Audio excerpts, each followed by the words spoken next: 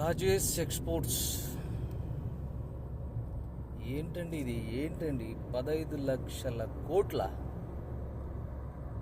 15 లక్షలకు దిక్కు లేదు, 15 లక్షల కోట్లు.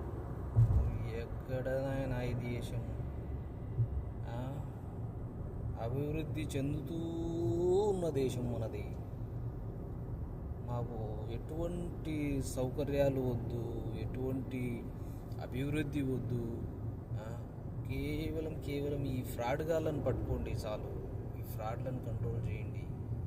ఇంత నిద్రావస్థలో ఉందా మన గవర్నమెంట్?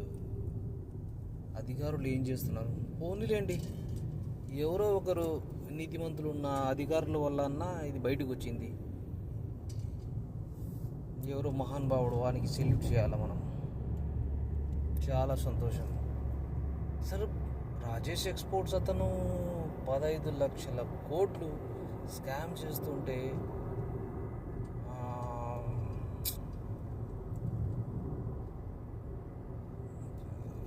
సొసైటీ చాలా చాలా చాలా అంటే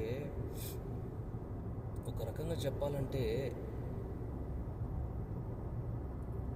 ఈ స్కాముల వల్ల ప్రజలు కూడా 15 కోట్లు 15 లక్షల కోట్లు ఎన్ని కోట్లు వచ్చినా కూడా, ఎన్ని కోట్ల స్కామ్ జరుగుతున్నా ఇది నార్మల్ ఏమో అనుకునే పరిస్థితికి వచ్చేసినాం అందరం.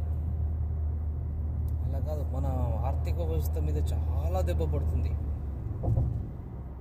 మన దేశ దాన్ని క్రెడిబిలిటీ అంటారు. మన దేశంలో ఉన్న క్రెడిబిలిటీ, మన దేశానికి ఉన్న క్రెడిబిలిటీ, మన దేశంలో వచ్చి పెట్టుబడి పెట్టాలనుకున్నా కూడా ఏం జరుగుతుంది అసలు ఏమీ అర్థం కావట్లేదు. ఓకే, పేపర్ లీకేజు, ప్రభుత్వాలు మారినంత మాత్రాన ఏమన్నా బాగుపడతామా అంటే నమ్మకాలు కూడా లేవు. ఏ మనగాడు వచ్చినా కూడా ఇదే పరిస్థితి. సిస్టమ్ మారాలా, ప్రజల్లో ఆధ్యాత్మికత పెంపొందాలా. ఈ అన్యాయాలకు, అక్రమాలకు కొంచెం భయభక్తులు పెంచుకుంటే బాగుంటుంది. చాలా హాస్యాస్పదంగా ఉందండి అసలు ఇది. 15 లక్షల కోట్లు అంటే ఏది లెక్క?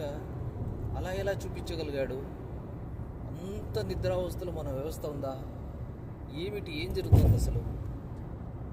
న్యూస్ ఛానళ్ళకు మంచి న్యూస్ దొరికింది, 4 రోజులు మాట్లాడుకుంటారు, కామ్ అయిపోతారు. అంటే దానికి పకడ్బందీ ఏదైనా ప్రణాళిక ఏమన్నా గవర్నమెంట్ తీసుకొస్తుందా?